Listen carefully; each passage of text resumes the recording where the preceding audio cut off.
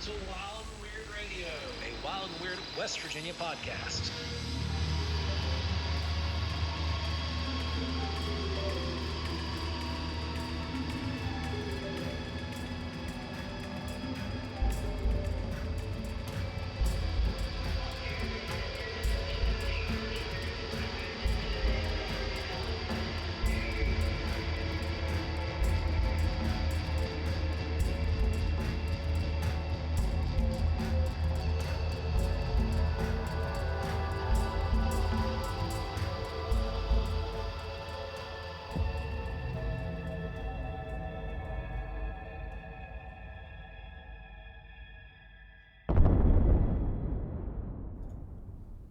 Orbs, ghost lights, spook lights, will-o-wisps, fairy lights, whatever they are, and whatever we call them, they've been plaguing photographs and videos since the beginning of the media. These wispy balls of light have been seen for as long as humans have kept records. Some are attributed to ghost activity, usually a tragedy where a wandering soul carries out some ghostly quest far beyond the grave. Other tales say that they're condemned souls who must wander the earth forever in penance for their crimes. And though there are a fair number that can be explained away as dust, backscatter, or any other number of photographic anomaly, there are those which fall into the UAP category, which are being taken very serious at the moment. What might these be? Could they be related to not only ghost activity, but also UFO and even Bigfoot? In this episode, we're joined by several local investigators who share their data and ideas about what orbs may or may not be.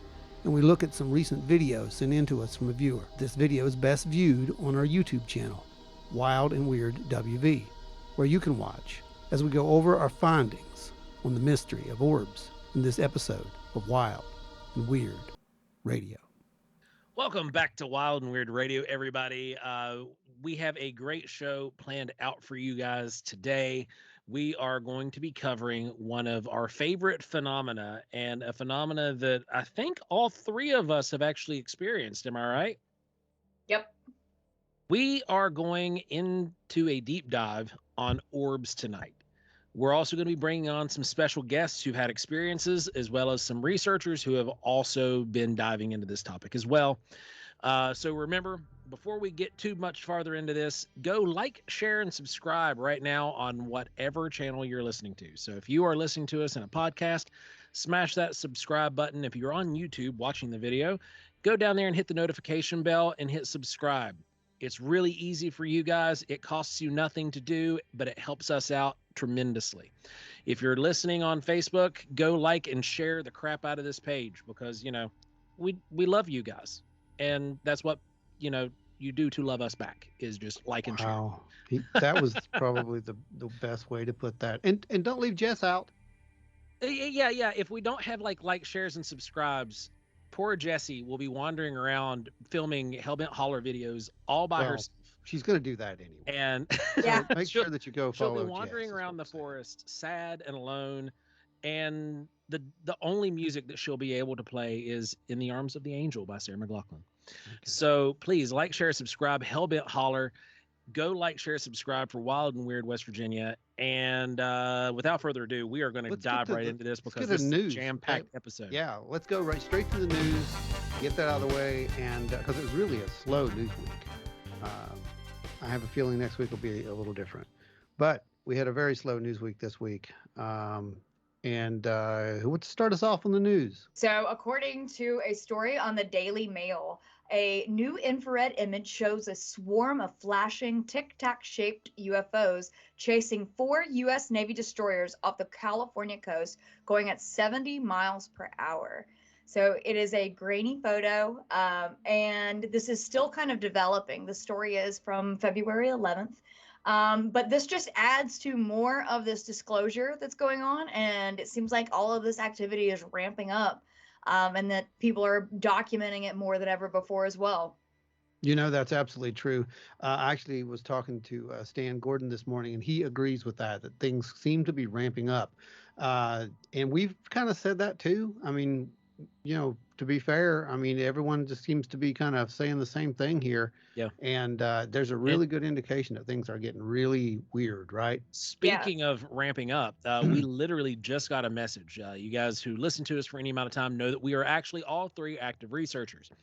I just got a text message from a friend of mine named Keller that said, "Did you hear that?" Well, it was immediately after I had heard a rumble outside. I attributed it to the ice scraper going up and down the road, but Keller lives 5 miles away from me. He would not have heard my ice scraper. And we've gotten a couple other responses right now. So this is an active developing case that we'll be looking into. So if you are listening to this in retrospect, you're going to be hearing it a week from when this happened. Go back and look at the Wild and Weird Talk page and let us know if you heard anything weird in the Appalachian region tonight, which would be February the 13th. So on February 13th, if you heard anything, make sure you head on over and let us know. Yeah, that's those things do happen. That is actually what we call breaking news. Um, we're gonna do one really quick another But story. if you're thinking about February 14th, which is Valentine's Day, and you heard something weird, just disregard. Just disregard. I agree with her. Right. Absolutely, 100%. It could be anything from, well, you know what it could be. So, yeah, let's not even don't worry about that. The 13th, guys. I don't know, Jesse. There could be some early partiers. I mean, it could happen. It's a weekend. That's true. That's So true. maybe we should just totally disregard this. Anyway, we have the funny thing. Apparently, 40 satellites were taken out by that geomagnetic storm that hit the Earth a couple weeks ago, which I find kind of funny because, as I stated, the CME took these satellites out a day after the CME actually hit. But upon further research, I did find out that the reason that they were taken out was because it changed the actual drag on the satellites, and that's what caused the issue. My guess is someone probably lost their job over this. I would say so because that's not cheap. Yeah, these are those Starlink satellites, correct? Yes, Yes. there was it 49 or something of those things, and 40 of them failed. Oof. Yeah, that's a lot of money. Okay, that's guys. Sorry, that is the news this time. So we've got to get our guests on. We'll do it again next week.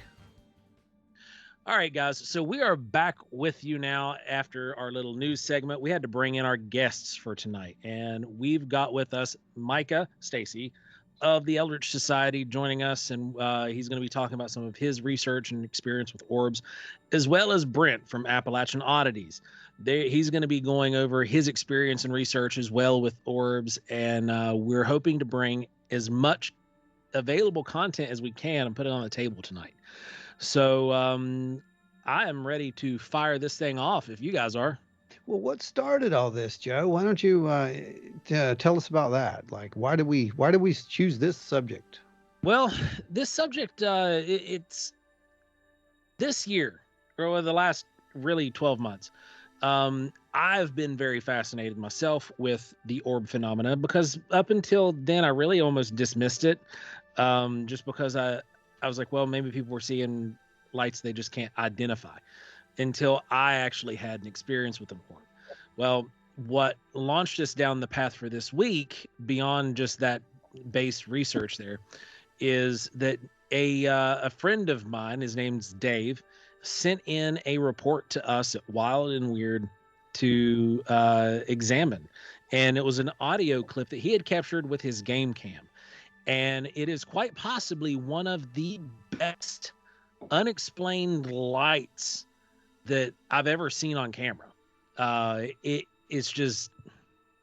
wild. You guys are just going to have to see it. So here in a second, Ron is going to cue that video up and let you all watch this video along with us. And then we want to get your comments as well from Micah and from Brent, and get what your input is on this video, because we're going to tell you all the debunking that we did for it as well, and see what you guys think. So Ron, if you want to go ahead and cue up the video, we'll show everybody that now, and go from there. Okay. Let's go ahead and fire this up. This is the first one. This is the one that you were talking about, Joe. Yes, this is cut directly from a game cam, and this comes from the beautiful state of Oregon.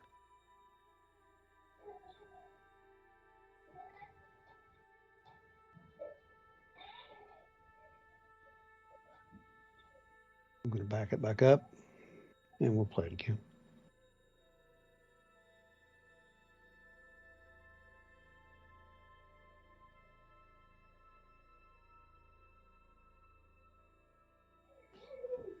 Sorry about that, my kids. Oh, it's okay.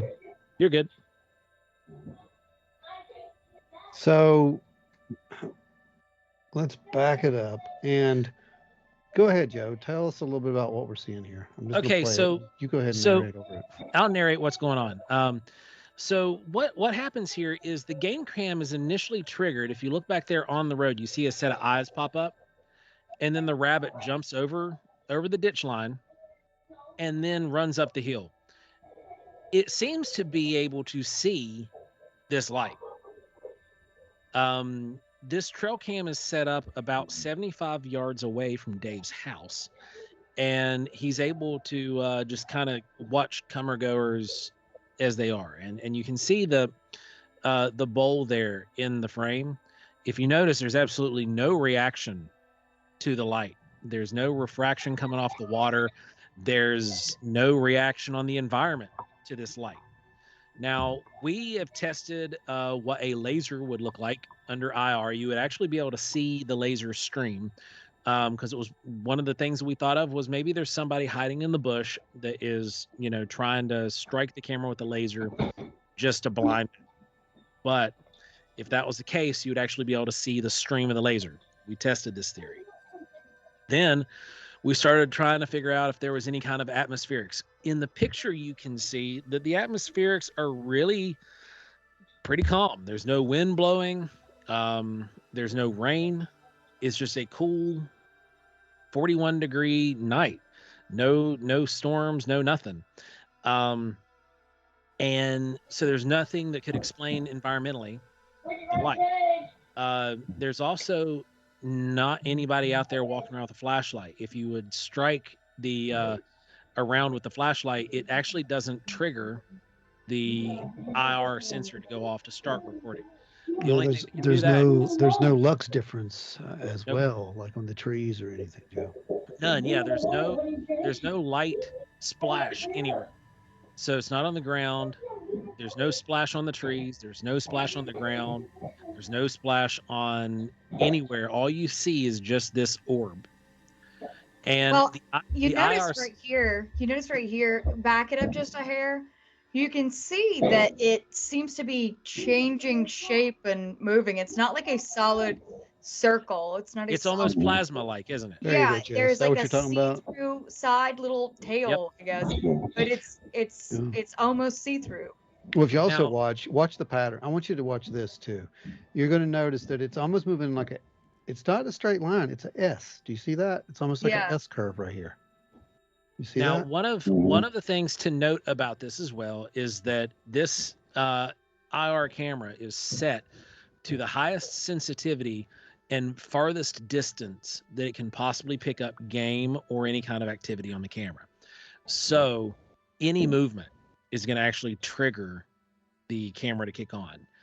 Dave and I had spoke, and he said that there's been times that the pine tree, I think Blowing. that's a fir that has caught air, and the fir has moved up and down, and it is that's actually triggered the camera itself. Now, this object is moving. You can see it has this plasmatic movement to it. It's also, like Ron said, moving in this S shape. That is not being detected by the camera. So we have in this footage a self-contained light that is undetectable to an IR camera, but seems to be visible to the rabbit. So I will pass it off to you guys at this point to see what you think. I think that it could be a reflection, an IR reflection as well. But what it reflects and moves like that, I don't know. It's not an insect, I don't think, anyway. It's like it's Well, this so time of year, bright. Go ahead, Mike. No, Yeah, I was Mike. just saying like how bright it is. Like I can't think of anything that would be naturally occurring like that would put off that much brightness. Well, this One one thing really You can see stumped there's a me. tracking on the light too, as well as when you move it back and forth. It's very intense, and it's intense enough to leave a track in the video. So now when you're looking, say like it, because it is 41 degrees, that's warm enough for some of the Miller moths and brown moths to be active, right? And but with that being said, a Miller moth or a brown moth, the small brown moth, is not going to reflect this much light. And you would also see a flutter. It would almost look like a candle trying to be blown out, the way it just kind of flickers. You would see a flutter in it as well. I looked at a lot of footage on an IR of those two species of moths, as well as a few other different species of moth, just to see if there was any possibility of it illuminating the way that this subject does. Brent, what's your take? But one thing that I'm noticing on this, and I haven't seen this myself with orbs. If you'll notice up in the upper left of the video, and also across the right side, you're going to see reflection.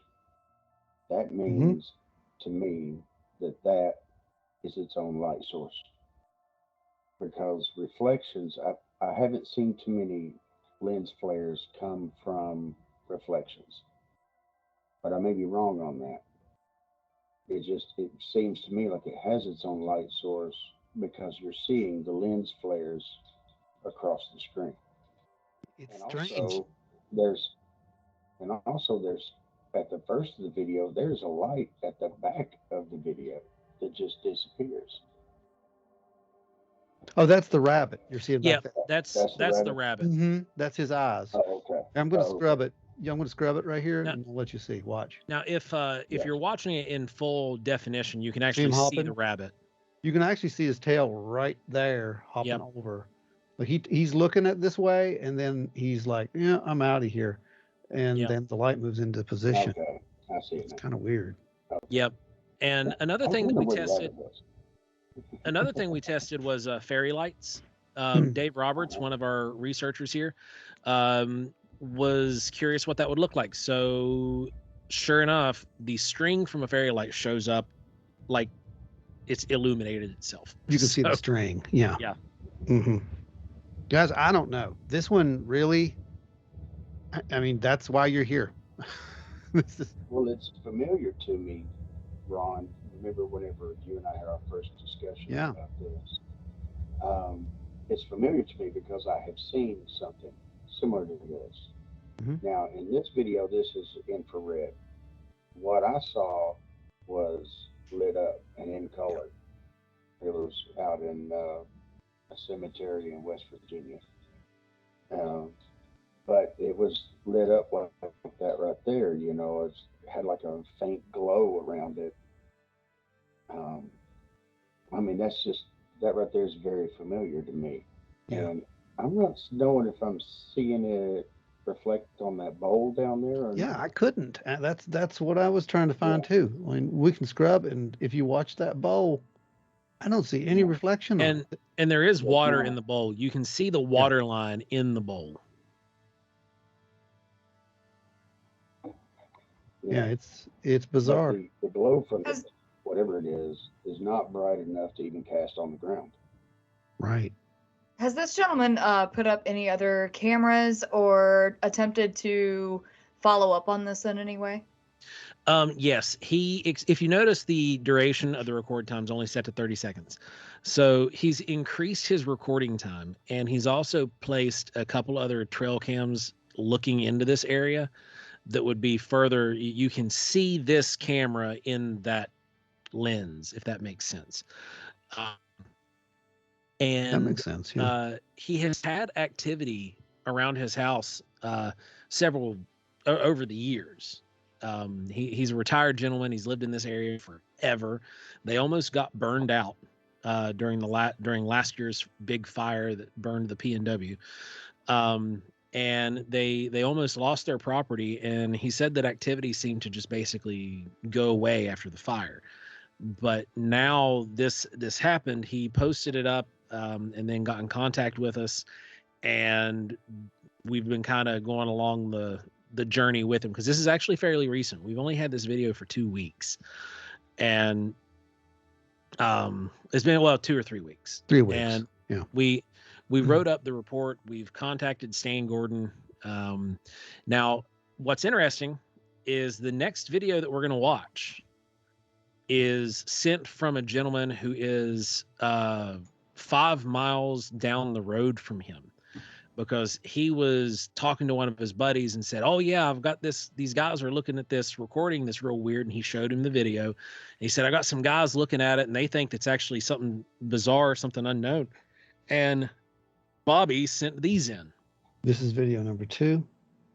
Now, if you look, there's a small object actually in the middle of this one that is, it almost looks like a strange 3D object. It does look 3D. This thing, it seems to be rotating around the bottom of that, whatever that is. Again.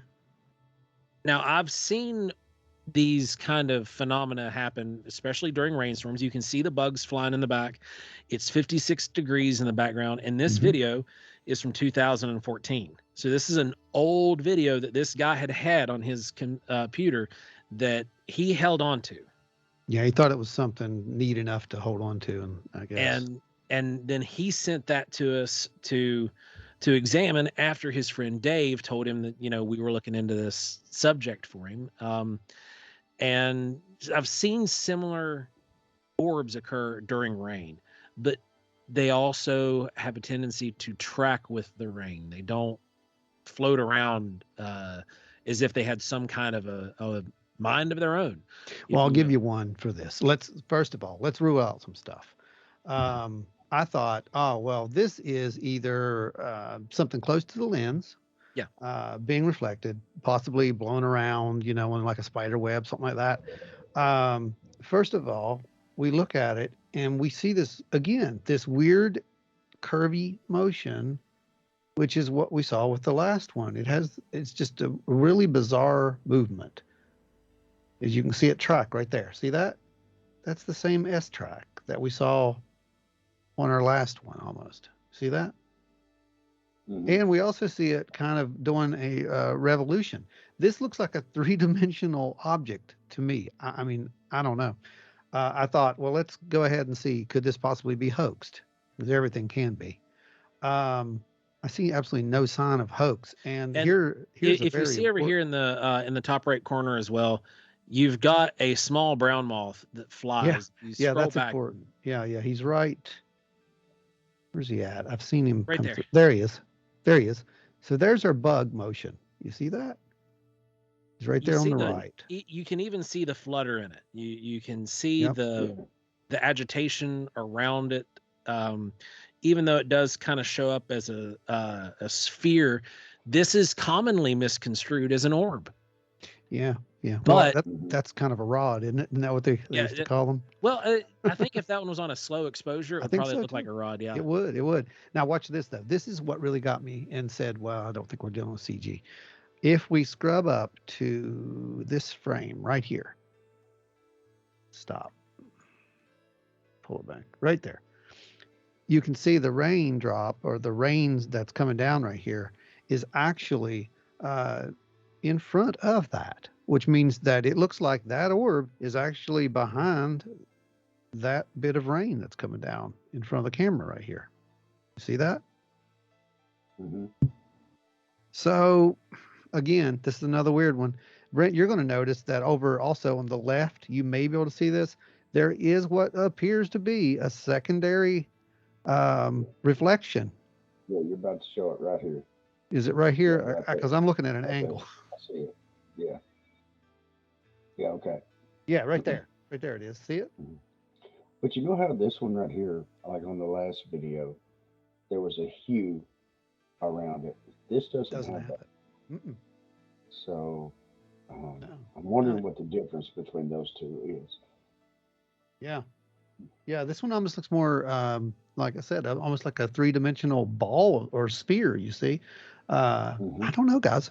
This is a weird one. Jess, what do you take on? What's your take on any of this at this point? What's weird is it seems to follow the motion of the fatter of the two raccoons. Yeah, you see Um, that? it seems like when it dips, like you were saying, the bit of an S pattern there, the dip it does. Right He's there. actually going at a rounded angle. So, but there's nothing on the raccoon that is reflecting in the camera lens or anything. It's a Oh. raccoon. So I don't know. It's just weird that it kind of follows with his motion.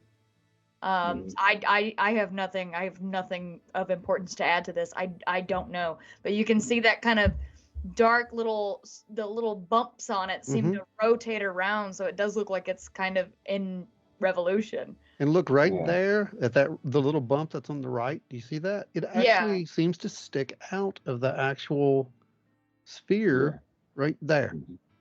Yeah, it cuts the light. moves. Like this almost looks like one of those videos you watched in 6th grade biology, and It you're does. studying the absorption of a cell. Yeah. Yeah, right? Yeah, I mean, you can see it rotating. It I mean, seems to be. it's weird, guys. This is a weird one. Mhm. Micah, what's your take on this? Well, towards the end of it, you can kind of see there's like a reflection of the same size and shape of it to the left. That's right. So that probably means it's like lens flaring off the camera, Which means Yeah. that it's putting off its own light. that's kind of what I'm getting at. Yeah. Mhm. Unfortunately, with this one, there is a big spotlight being shown on the ground. Yep. So we can't determine, unlike with the previous video, if this light is a self-contained light or if it's illuminating the ground. Obviously, we're getting lens flare on the camera, just like we were with the previous video, but we can't tell with this one if there's any reaction on the ground itself. Right. Yeah, it's just way too bright out there. It's washed. But if you guys will also notice when we see this little secondary reflection, the lens flare of it, notice how dim it is. That means, and our object is pretty dim too, right? So that's kind of an indication that, like Brent said, this thing seems to be giving off its own light. And you see the line of the spotlight. You see where it's a little darker and all that. If this was reflecting light, if it was as it got closer or further away, the amount of light that it's giving off would change. It's not changing. It's not getting lighter or darker. So, like, whenever you have a trail cam, and trail cam has its own little light above the camera, as bugs get closer, they get brighter. This isn't changing. Yeah. Yeah, this is weird. So, for those of you who are on the podcast right now, if you have had an orb experience of your own, can you recall if there was ambient light being splashed on the surroundings or if it was a self-contained light? Jesse, we'll start with you. Every time that we've had orb experiences, they're self-contained, because if there is any kind of risk of contamination, we just have to throw it out. So if there's any kind of ambient light or anything like that, or our flashlights are, pointed in that direction or anything like that, we have to throw it out because that's contamination. So it would only be acceptable to us and be considered an orb if it has its own self-contained and self-produced light. Yeah. All right, Micah, you're up next. My only experience with the orbs, I didn't physically see them with my own eyes. They just showed up on the camera afterwards. Very common, actually. Yeah. So like I would take a picture, and I wouldn't see like any orbs or anything in front of me, but I'd look at the photograph later and I'd see weird stuff on it. That's your typical paranormal type orb. Yep. Is what that is. Yeah. And those have been showing up literally since the first camera was made. You know, a lot of people attribute those to dust, right? But then there are those that don't quite fit the dust model. So you got me on these guys. But Or a lot of times there'll be artifacts from other Yeah. light sources that hit the lens and bokeh, create yeah. artifacts. So Backscattering, yeah. But this whole orb thing is not necessarily just limited to I guess, parapsychology, paranormal, ghosts, and whatnot. So, and it goes back, right, Joe? Yes, this phenomena goes back all the way into ancient Mesopotamia. Mhm. And you've got these spectral lights that seem to appear and they move around. They go some of the ones that people are probably more familiar with are going to be the, I guess you would call them more Celtic or Northern European lore, following the will o' the wisp kind of line of thinking. And this one, my particular sighting was sort of not chased down because of the lore behind the will o' the wisp, but you've got these lights that seem to have been around since we've been around, if not longer. And they're these anomalous, luminous lights that just appear in front of people. You've got everything from temples being built for these things to lore that says they're evil and you should stay away from them because they'll lead you to your death. Then we've got more that just explodes from all of these different cultures and civilizations throughout time, where they just continuously see these light artifacts in real time. They're seeing them move around. We've got instances all throughout Asia, all throughout South and Central America, through ancient Mesoamerica, leading all the way into, you know, the ships and the pirates as they were sailing out in the sea. So this isn't something that seems to be mutually exclusive to being on land. These lights seem to just appear throughout, and there's been, through the research that I've done, I've pulled together some ideas, because a lot of the similarities between the Celtic, the West African lights, the lights that are seen here on the East Coast have one thing in common. What's that? That would be the Appalachian Mountain Range. Oh, the oldest, yeah. The oldest mountain range on the planet. So And you know the Cherokee have a legend of the Nunahi, which are a supernatural race. They say that they are Cherokee, but they're a supernatural race of Cherokee that is sort of an offshoot. But they're supernatural beings. It's often wrongly translated to mean the immortals, but it's the people who live anywhere. But they are said to live within the mountains, and that they are not a hostile race, but they come and they move through the woods and the mountains at night. And some legends say that they use a lantern. Others say that is the light from their eyes. So you'll see these orbs, or these, these self-illuminating lights going through the woods and through the mountains. And so then it was always attributed, the Cherokee would attribute it to the Nunahi. And that ties in also with fairy lore, because you would never follow the lights into the woods, or you would never return, because while they were not a hostile people or a hostile set of beings, they did not want you coming to their mountains or their dwellings unannounced. So you never followed the lights to their dwellings. Kind of like will-o-wisps, the same legend, right? We're talking about the same thing, aren't we? I mean, kind of. And of course, Ron, if you lights. talk about the will-o-wisp and everything like that, if you follow the lights and then you go missing for a while and then you come back, there's a lot of fairy lore around that. You know what that kind of relates to. I got a lot of fairy lore about that. Yeah. that I could go into. Yeah, exactly. Yeah. But yeah, guys, I mean, this kind of sounds like we're talking about the same thing. So these ghost lights, these and I told you, I think that's why we changed the categorization from UFO to UAP, because some of this stuff it's a phenomena. Well, we have these lights because clearly the ones that we're having showing up on the two recordings that we've just shown everybody are of a vastly different size Mm-hmm. than the ones that are being seen, for example, by Dawn or by the other witness that sent Mm-hmm. something into us. Mm-hmm. Yeah. Because they're seeing these orbs up in the sky. Yeah. These are visible light sources that are Extremely coming bright. from the sky, and they're extremely bright. Now, personally, and this is where the show can get interesting. I don't feel that they're necessarily completely related, Mm-hmm.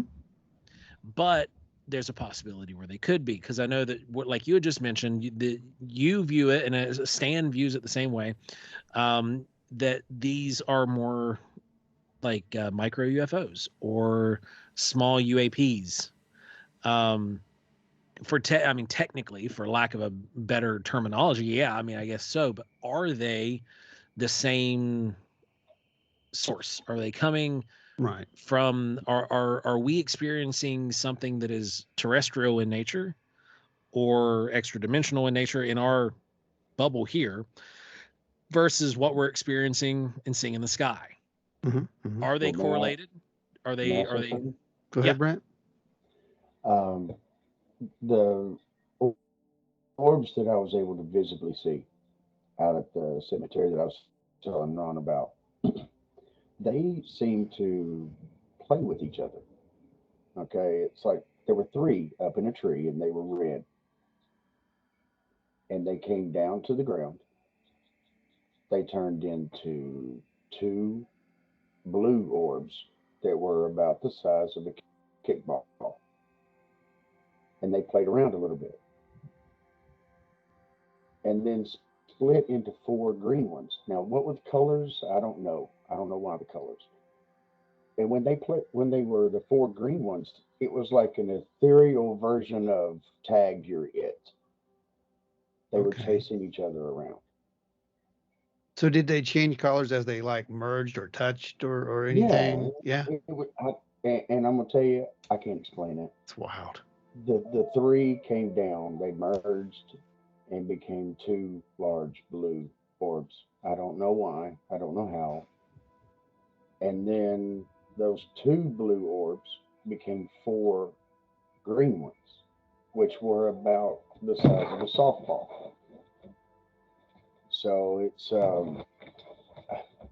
I can't explain it, but that's what happened.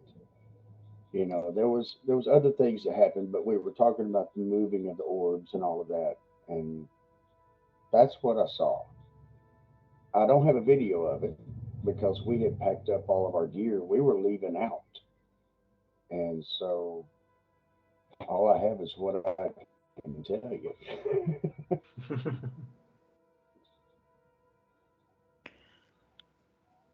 Well, I got to tell you guys, I mean, what you're describing is pretty much, I've heard this so multiple times. And, Okay. one of the ones we did hear this from was one of our witnesses who started about a year ago, actually, when she reached out to us. And we really thought, well, this would be an easy one to debunk. And it turns out it was not that easy to debunk.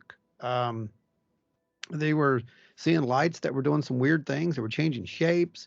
They were doing the collar thing, like you were talking about. They were swooping down on them. There was all kinds of crazy stuff. Now, the And major difference, though, between hers and his is that hers were aerial. These are they were flying up aerial. above the mountains. They were aerial. Yeah.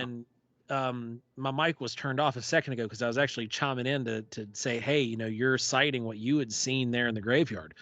It has these correlations that also tie to what's being seen in the sky, where these balls of light will almost play with one another or fly around one another, change colors.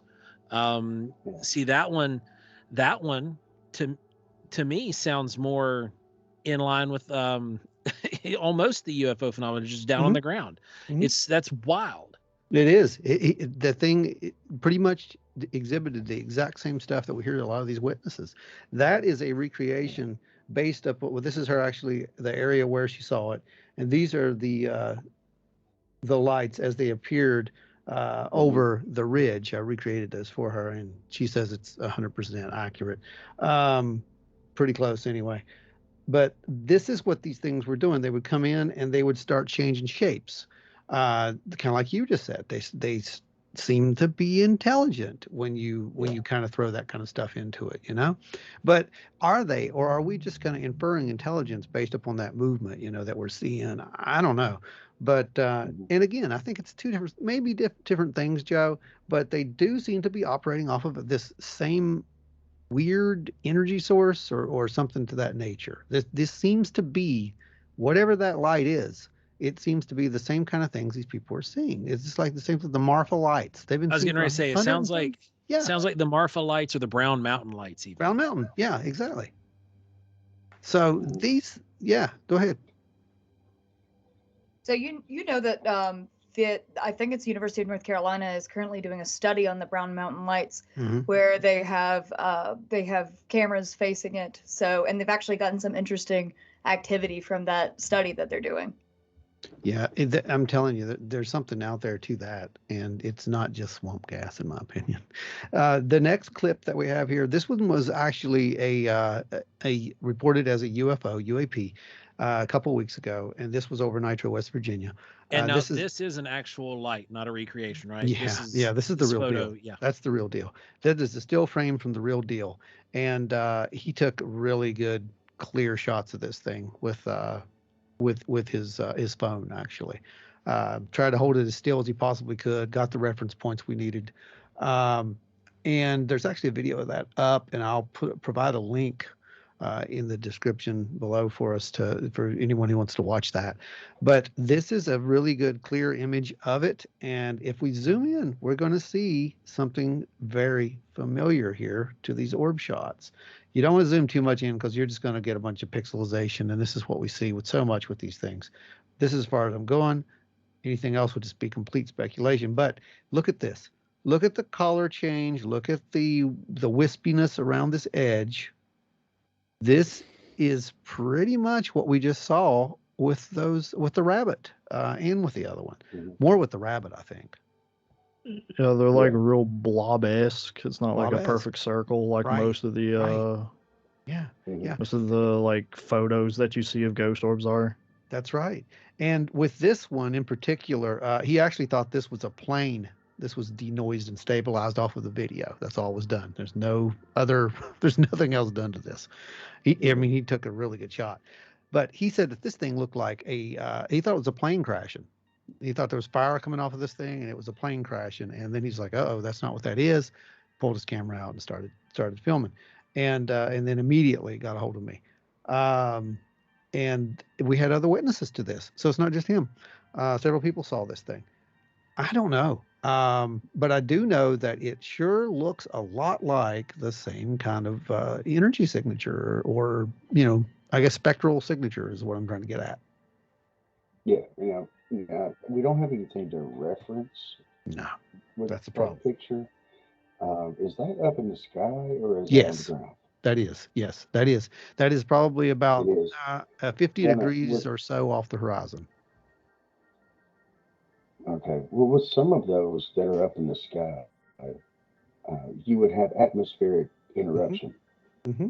You had the heat waves, the wind, the different particles in the sky that would make it kind of, I don't know, warp. Yeah. Exactly what we see stars do. Yeah. Mm-hmm.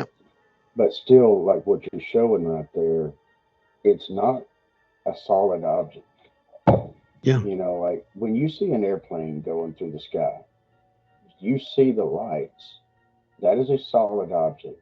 So the light from that is going to be a lot different than a light that's not solid. I can't think of the word to use.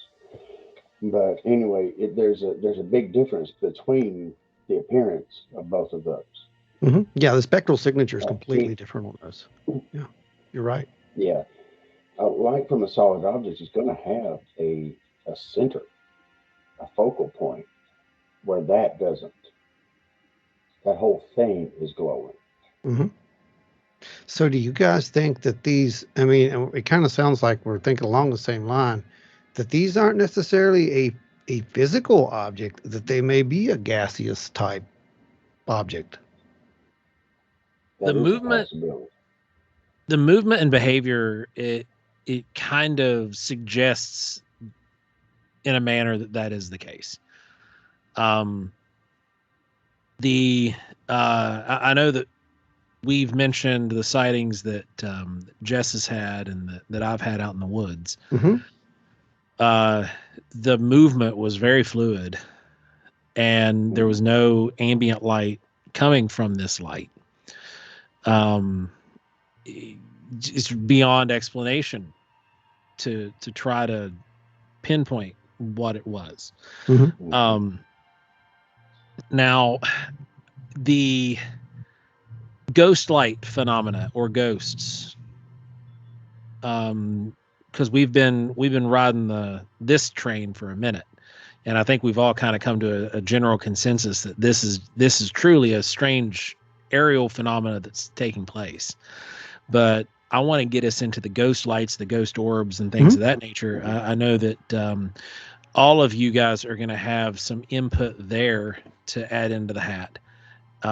So Brent, we'll start with you, and then Micah, you will go after Brent, and we'll go from there. Well, we were at a house in Dingus, West Virginia. Now, what I like to do when I'm trying to capture like orbs or something is I'll place a camera in a room that has no light whatsoever. So I take a full spectrum and I set it on the TV. And we were checking the other parts of the house. When all of a sudden, out of one of the rooms came a streak of light. And I looked for that video to try to send it to Ron. I couldn't find it soon enough. But anyway, it had a streak of light come through. And, so that orb had its own light because there was no other light in that room. It was not reflecting anything. It was giving off its own light as it came through. Now, that house was really dusty. So in a lot of my videos there, you're going to see all kinds of dust. But that one was very interesting because there was no light, nothing to reflect. And so it came right out of a room and came into the living room. That's the same room where I had set a teddy bear. And the next time I saw the teddy bear, it was moved. So, yeah. That's what I like to call multiple validation, and that's important. Yeah, that's great, man.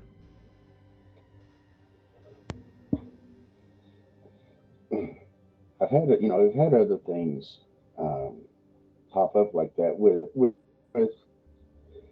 a lot of times whenever it's an orb, I don't get into the orb argument with people when they want to say, yes, that's an orb, yes, no, it's not, that's dust, bugs. I let people come up to their own ideas. They can say what it is or what it's not. But I will put it in my videos. If I see an orb following me into another room, I'll put that in the video. And they can come to their own conclusions about that. Well, yeah. I mean, and I've said this before too. Back when I was with Ghost Watch, it was like, people were throwing away orbs because they were dust. And yes, they can be dust, and sometimes they are dust. But here's the thing: we both know what attracts dust. Static charges attract dust. And we also know that some of these so-called ghosts or, entities, what have you, generate what seems to be static charges. So if we do have a transient static charge that's moving around and we don't know why or how, that thing could be pulling dust right along with it, couldn't it? All right, Mikey. I thought about that part. All right, Micah. Go ahead. Let's hear your views here. Well, I'm always like on the fence when it comes to pretty much anything. around this stuff, because it's like I have the belief like no one knows anything about anything. Like you can't prove ghosts, you can't disprove ghosts. Who's to say what the lights actually are? But if you've seen the photos that I've taken that had the orbs in them, they don't really look like traditional orbs. And like I picked up some weird lights that were in like different shapes, and it was pitch black when I took those pictures. So I don't know, like there was no light to reflect off of anything. For the ones, it was like a line that was just like a straight light.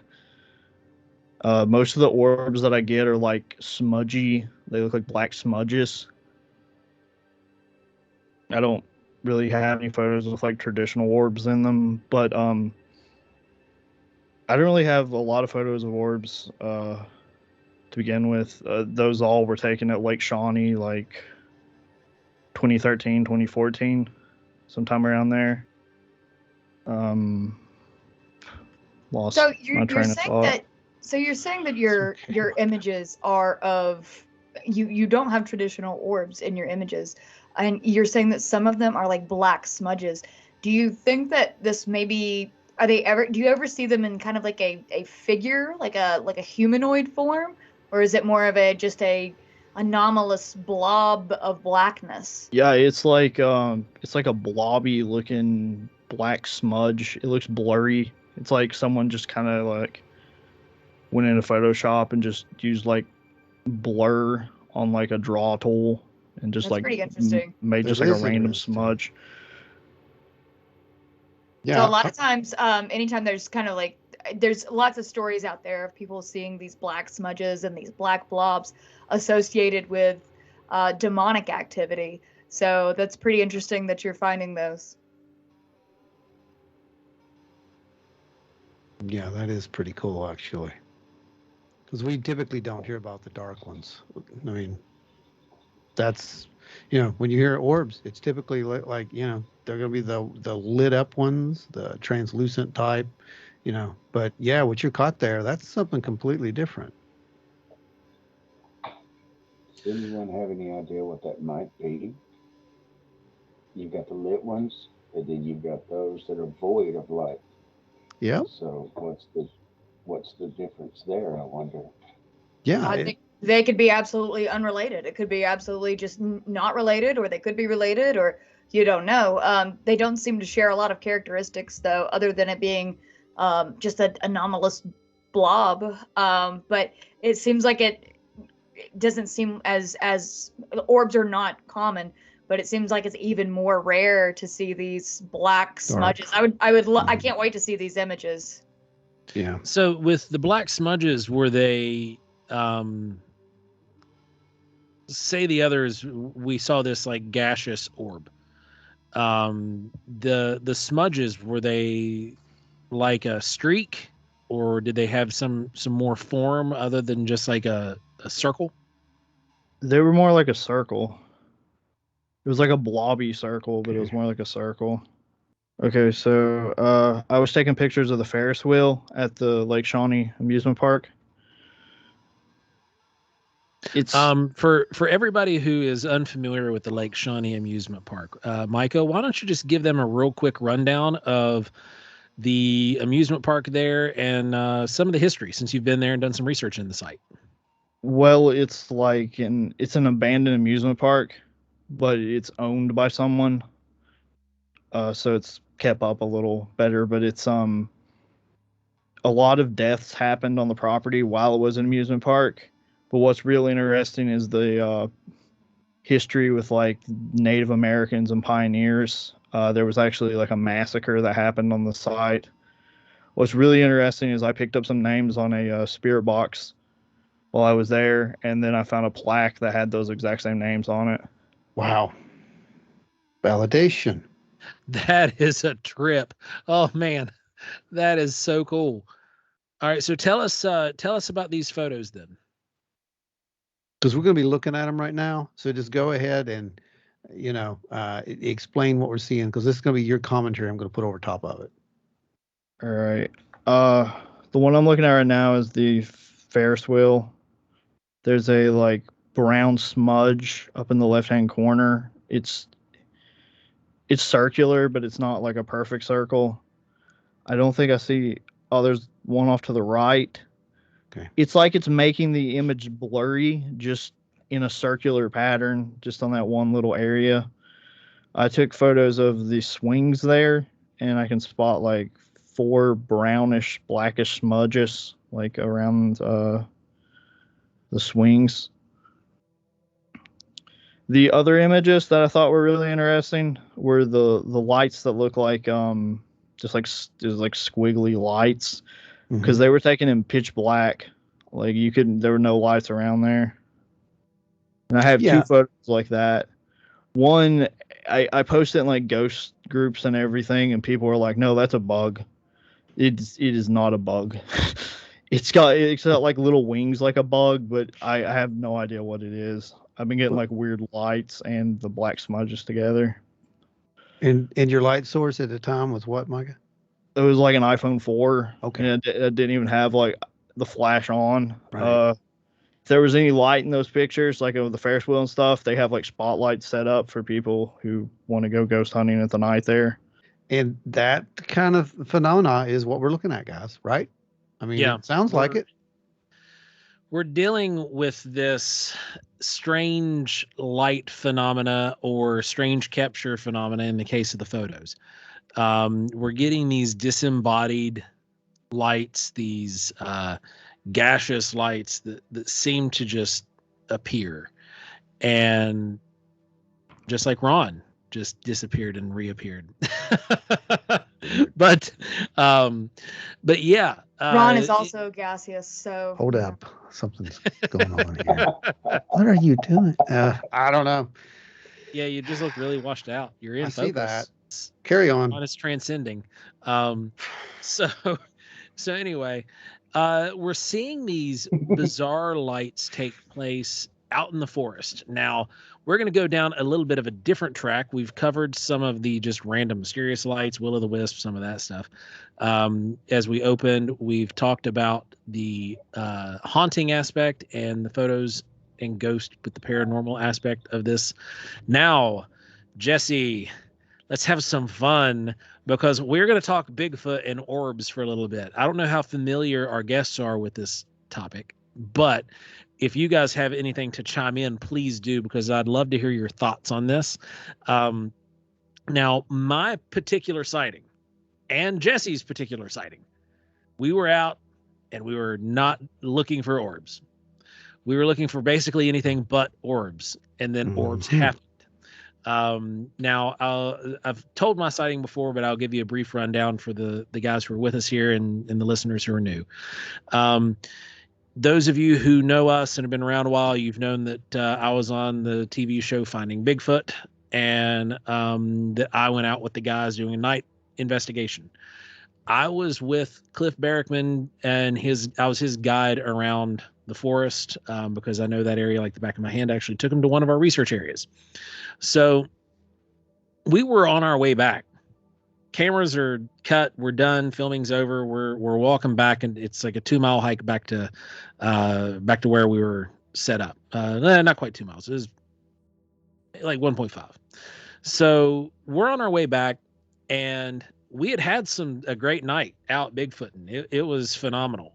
And then we're walking back, and like me and the camera guy both see this. Cliff is glassing with his thermal because we'd had some weird stuff happen around us. And so he's not paying attention to what's going on directly in front of us. But me and the cameraman saw this. We both were under the interpretation that this was one of the guys walking towards us with a headlamp, maybe bringing us batteries, or, telling us, hey, our comms are down, we just need to fix something, or just coming out there to be with us for whatever reason. Until this light darted off down a very steep embankment and just disappeared. So this thing happened, and we have no explanation for it. Now, we were out, we were having possible alleged Bigfoot activity, and we had this light suddenly appear. Now, Cliff, when we told him, because I audibly responded to what I was seeing. The cameraman audibly responded to what we were seeing. And Cliff was like, okay, hey, what did you see? What'd you see? Where we go? And then he asked, I said, I don't even know if I want to tell you what I just saw, man.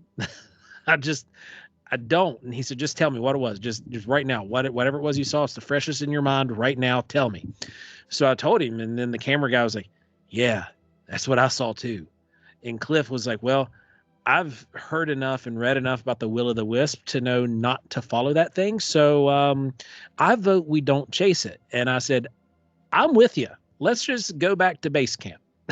and that's what we did. Now, this light did not shine any light on the ground. It didn't illuminate the trees as it was moving. It looked like this white beacon light, and then suddenly darted out of view down a ridge line and out of sight. So we were out Bigfooting, and we had a weird light show up. And that happened on the Chestnut Ridge as well. It happened on the Chestnut Ridge. It happens in so many Bigfoot reports that have been sanitized, that get scrubbed. Oh yeah, that's important to acknowledge. You may not know, but typically your Bigfoot guys will throw these away. They will. These kind of events, they just don't fit, so they get thrown away. And with us, we put everything on the table, no matter how weird it may, it may look. A lot of Bigfooters are they're flesh and blood, or apers is what we call them. And then anything that is outside of that paradigm is junk. So if the report sounds really, really good and it's very promising, they'll scrub the light portion out of it. They'll just not acknowledge it, and they'll go investigate the creature.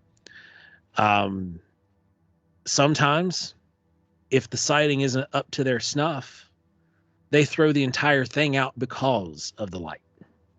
But like Ron had mentioned, we don't do that. Everything goes on the table. And then especially after it happened to me, it wasn't a mass hallucination. Me and another guy saw it. I wasn't just seeing lights because we'd been out in the dark forever.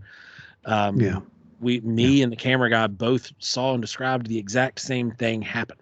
Well, it changed your perspective on this a lot. It did. It really did. So. It was a paradigm shift for me, because I was already with you, as far as everything goes on the table. We can't discredit everything because these lights are probably unrelated in some way. But in one way they are related. And we've just got to weed through that to find out what's going on. Well, now here we are. Yeah. So I was faced with this paradigm shift, because now this thing had happened to me. And even though that I was already of the persuasion that all the data goes on the table and you don't throw anything out, now I'm looking at this phenomena like maybe they actually are connected, because now it has happened to me while I'm out doing the thing. And it was just a very bizarre instance. And being able to talk to other people that have had this shared experience now, like for instance, you, Jesse, I want you to tell yours, just a quick rundown of what happened with the last set of orbs. I mean, I know you've shared it before on the show, but just to refresh everybody and let everybody on the call hear this.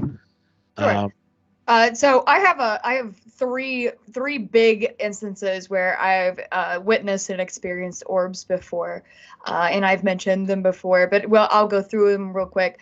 Just to clarify, in terms of sightings, I have never had a direct Sasquatch sighting. I have found footprints, and I heard a lot of very, very, very strange noises, but I have never personally seen a Bigfoot. So these orbs, they could be involved with a Bigfoot encounter or not. What I was experiencing could or could not have been Bigfoot. That's why my whole thing is I don't know what's out there. I know that this is not normal. I know that this is paranormal things going on, and it could be Sasquatch, or it could be some sort of woods spirit, or the woods haunted, or you know what I'm saying. And that's kind of what I do, and that's my whole thing. But it's so strange that sometimes we will go out, and we're going out on an expedition looking for Sasquatch activity, and we'll go out and we'll do this research doing Sasquatch activity, and sometimes we'll find prints or sometimes not, but we go out there and we're just like, all right, we're gearing up for this, and then all of a sudden all we get is all of this classic ghost and haunting activity, including orbs and everything. So it's funny how the paranormal finds you, and the high strangeness kind of weaves in and out, and always leaves you wondering what's going on and keeps you on your toes. So one of the first instances I had with these, we call them spook lights generally, in the Carolinas. I don't know if you guys call them that in West Virginia. Yeah, that's exactly what we call them here in West Virginia as well. I Okay, think that's so more of an Appalachian term. okay, yeah, that's what we call them in the Carolinas, is spook Yep. lights. Our first kind of incident with that was it was in North Georgia, and it was in one of our main research areas that we've had a lot of strange activity in. And I have a video out. It was one of my bigger videos where I didn't see this light. Joe did. We were down by the river, and where our tents and everything kind of were, on a little bit deeper into the woods and off to the side, and this is thick woods. We're down by the river looking up this hill, and Joe sees a light, and it was just a large burning light, and it was like orangish red. And we're like, wait, we put the fire out, so it's definitely not that's not the fire. Plus the fire's over there. The fire was way over at the other side. This was way off to the left. So Joe could see it. I couldn't, because I'm so short. I couldn't see it, so I was trying to look. He said that the light itself was illuminated, and then it was kind of like an iris, that it just slowly went small and disappeared. So that was really strange to me. It wasn't like it flashed, it didn't quickly go out, anything like that. It slowly just turned into nothingness, and closed like an iris. Another orb instance we had was at Lost Cove, and that's in North Carolina, and that's an abandoned ghost town. It was a railway town, and it's part of the Great Smoky Mountain National Park, I believe. No, I don't. It might not be. No, not that one. But anyway, it's in a national forest or a national park, or it's protected land. But anyway, there's no roads to get to it. Everybody that was living in the town had to leave the town because the railroad stopped running through there. So what's left now, and you can go hike there. It's a very, very difficult hike. There's only one way in and one way out, and it's a very difficult trail down this mountain, and it's kind of a heartbreaker, especially with a bunch of gear. So there's only one way in, one way out. There's a few buildings still there. There's an old truck there, because there used to be roads there. And then there's a cemetery and just a few odds and ends. You can see old like rock walls and things like that.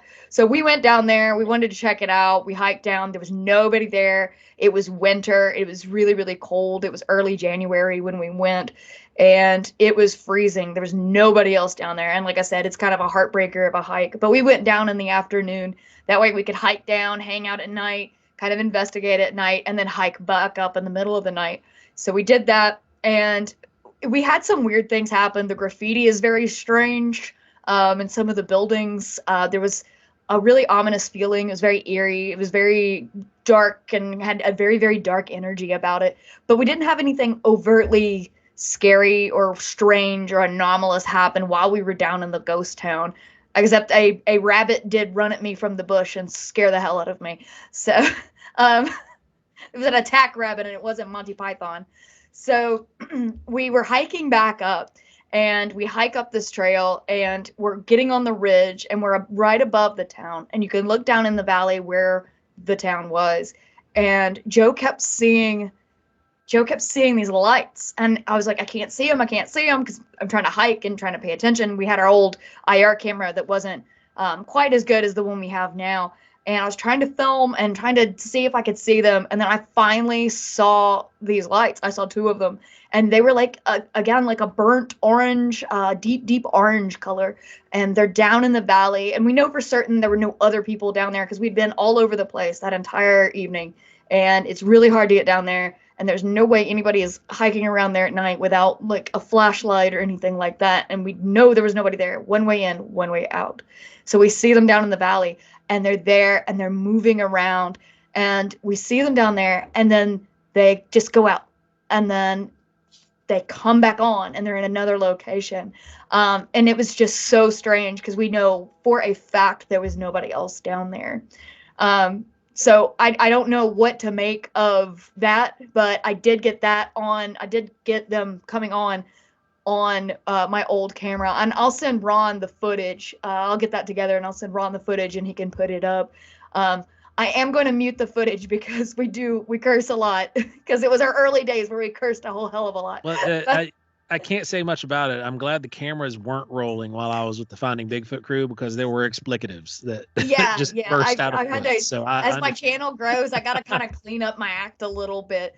And then my most recent encounter with these orbs or these lights that are out in the woods is in my last video that I released. We were going back to our camp and we were looking up and driving up the road trying to get back to our camp after we had those eyes come behind me, and I saw those like the wolf on the trail and everything, and we were both really freaked out about everything that had happened. And so we're driving back up to where our tent and everything is and camp is on top of that hilltop, and you can see in the video the light through the woods and you can see it up there. We thought somebody was at our camp. We thought somebody was at our camp messing with our stuff, and or perhaps we left a lantern on in our tent. So we went up there because we saw a stationary light and then we saw a light moving around, and these were white lights. And so we get back up to camp and there's nobody there. There's nothing there. There's no way to get down the hill. Again, one way in, one way out. And we get up there and there's nobody there. So that was really scary because we were so close to it at that point. We were like insanely close to it at that point. So that was one of the scariest things. And we were like, there's no way we can sleep up here. We've got these anomalous lights going in and out of our tent and everything. No, there's no way we can sleep up here. So, and it seems like it happens. It's just happening more and more frequently where we see these really, really weird lights, and we try to debunk them as best we can because we carry a lot of lights and everything with us. So we know that there's not artifacts or anything like that. So, but it just seems like the more you keep looking for this stuff, the more you find it. I absolutely agree with you on that. And, as I said earlier, I talked to Stan this morning, and he kind of says the same thing.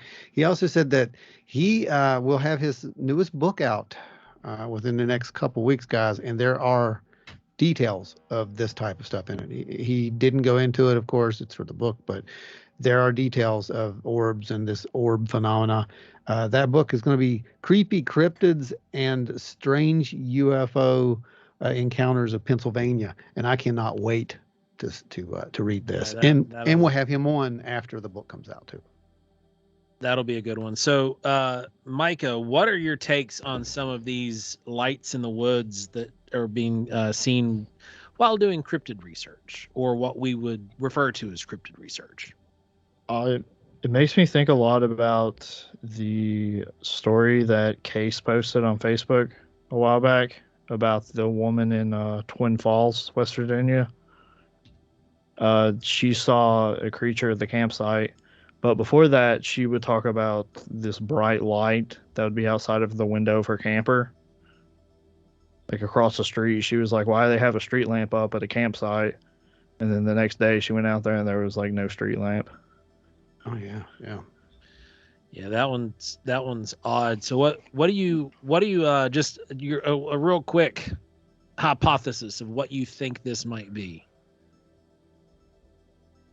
I'm not entirely sure. If I had to make like an actual guess though,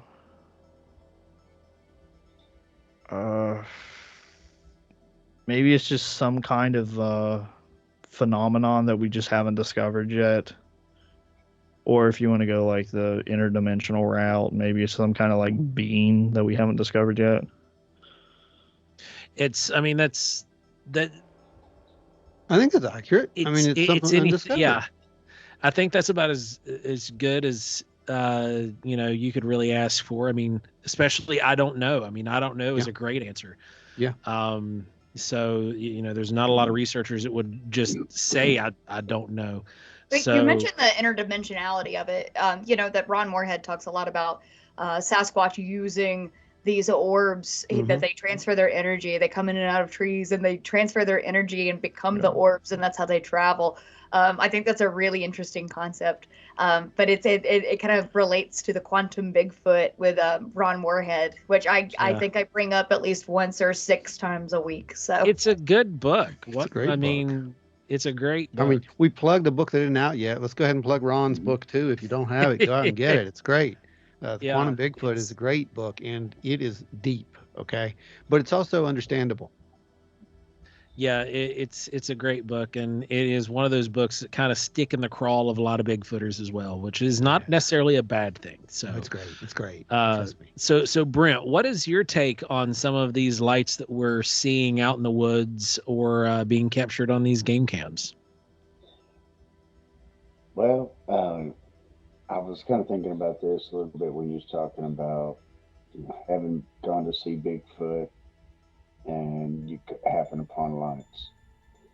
Um, I don't know if any of you have ever been hunting, but if you set up yourself beside a creek, you're going to continually hear that creek running to the point where when a raccoon steps in it, the sound of the water changes. Okay?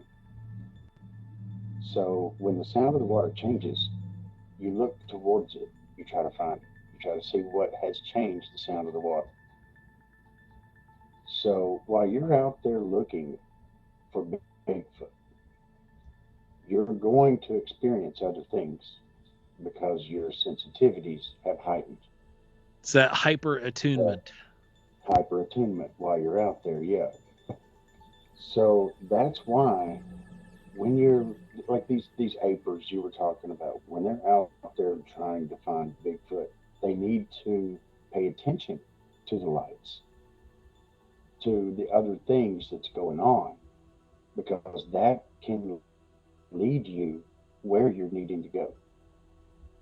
Okay, um, the light that you saw.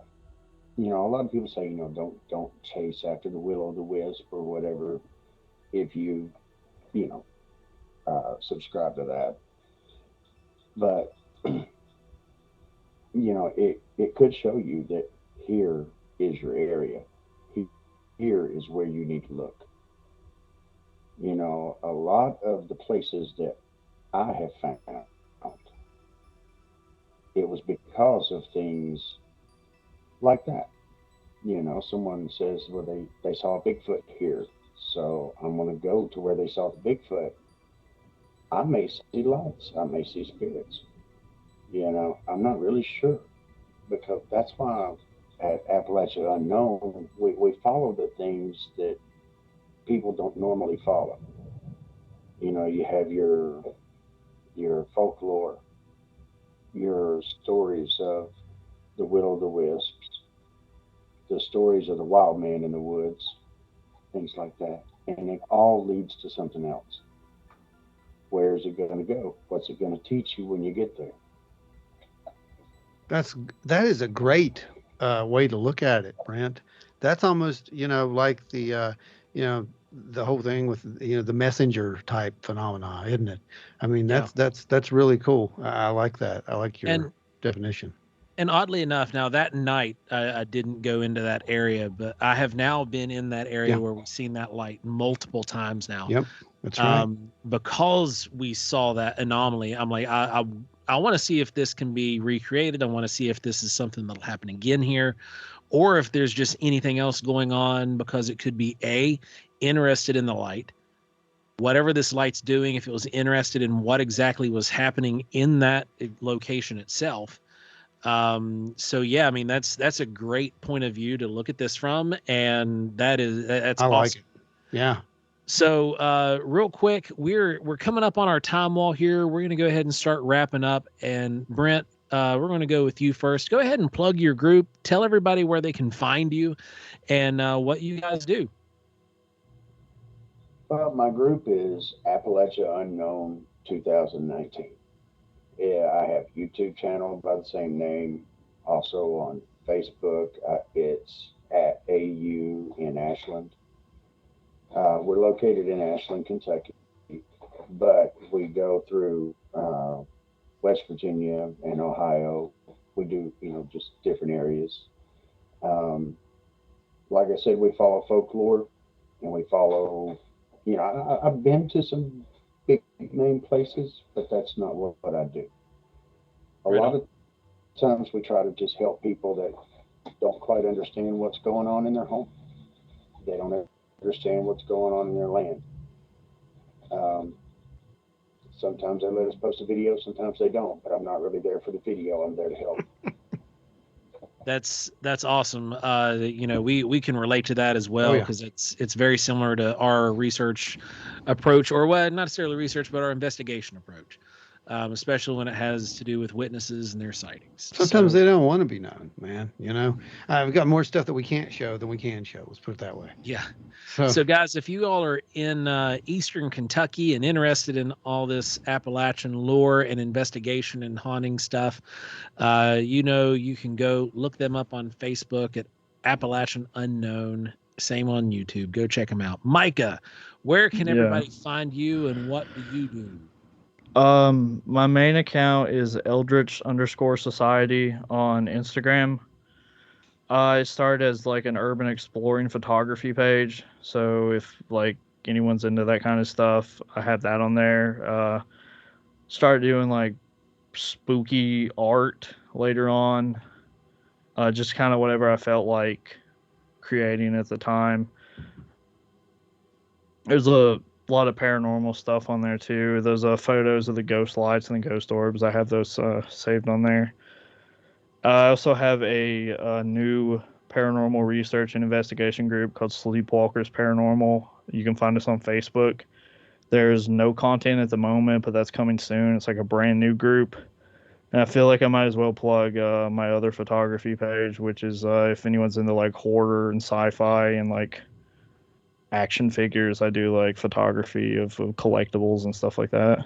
I think you just that's described our cool. audience. So, I yeah. think you did. You absolutely hit the target market, my friend. So I'm pretty sure you'll pick up some people. So get some content Hopefully. on there. Yeah, well, you can probably, with any luck, catch both of these guys in person hanging out at Wild and Weird Con this October. We'd love to have you guys just come out and spend the day with us there at the show, and you never know, we might actually put you to work somewhere. So, all right, guys, thanks for joining us tonight. This has been a really fun episode. Appreciate you guys joining us and throwing in your 2 cents, especially on the new footage that we've received. That was really nice to have some folks on here giving some real-time reporting, so to speak. Mm-hmm. So again, both of you, thank you for coming on the show. We really appreciate you, and look forward to having you back again someday. If you've got some awesome, I guess, any kind of really, really good evidence that you want to show or come on and talk for a few minutes, just get a hold of us. As for everything else, Jess, go ahead and wind us down. Do your thing, Jess. You ready for that spiel, everybody? Okay. We're ready for that spiel. Thank you guys for watching Wild and Weird Radio. Remember to like, share, and subscribe these videos, because that's how we get in front of other people who love all things wild and weird. If you're listening on any sort of podcast aggregator, make sure you download the episode. That was a helps us as $5 well. word. Aggregator. So make sure you download the episode as well as like it, and leave us a review on Apple Podcasts, because that gets us higher up in the numbers. We want to make sure more people see the podcast and hear the gospel of the Wild and Weird crew. My name is Jessie Lee, and I own Hellbent Holler along with my partner Joe. We go out in the woods and we hunt Sasquatch and all kinds of things that go bump in the night. You can check out my YouTube channel at Hellbent Holler, or you can find me on Instagram at Hellbent Jessie, Jessi, just an I at the end. Of course, we have with us Joe Perdue on Instagram. He is Skinwalker Sculpts, and he's starting up his cooking project again on Facebook. So Yeah, you're gonna keep an have eye out for It'll that. just make you hungry. Don't go. Yep. We've got Ron Lanham. He is Lanham Ron on Instagram. And you can always find the guys and me at wildandweirdwv.com. Make sure you join the Facebook group because there's always a lot of crazy and weird discussion over there. And they really do a Emphasis on great weird. yeah, and they really do a great job of putting up reports and discussion on news stories, and it's just a nice little group over there. Even if you just come by just to read, go and check it out. It's a big group of people, and everybody really likes the paranormal, and everybody has a good time. So thank you for joining us tonight, guys. You got anything else? Well, you got to always remember, if you haven't liked, shared, and subscribed to both Hellbent Holler and Wild and Weird Radio, there is an orb floating around out there aimlessly right now who is flickering and on the brink of its last flicker. And if we don't get those likes and shares and subscribes, its flicker might flicker its last flicker. So that was deep, save man. this orb. That was deep. You guys definitely join us next week. I believe our topic is Mr.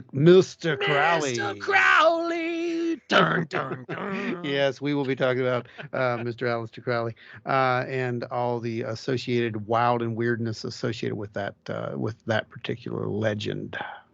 Joe, Stay go wild ahead. and weird, Take us everybody. out. Yeah.